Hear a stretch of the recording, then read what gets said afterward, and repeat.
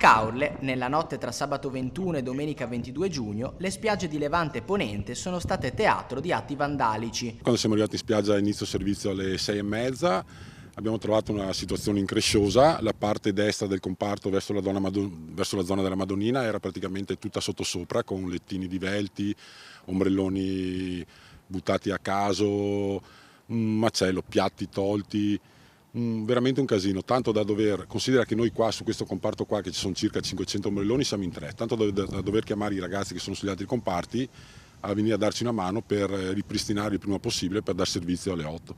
Abbiamo avvisato la nostra società di riferimento, che già per quanto sappiamo è sempre in contatto con i vigili e i carabinieri di Caorle, e che quindi credo sappiano del problema che inizia a riproporsi. Il presidente della Regione Veneto, Luca Zaia, ha commentato duramente l'accaduto definendolo vergognoso. Ha chiesto inoltre un intervento più incisivo delle forze dell'ordine, sottolineando che non si tratti di semplici vandalismi, ma di azioni che mettono a rischio il lavoro di molti imprenditori dell'arenile. I maggiori controlli sono auspicabili, anche se credo che comunque, per la conformazione che ha la spiaggia di Caorle, che è tutta aperta, non so se risolverebbe definitivamente il problema.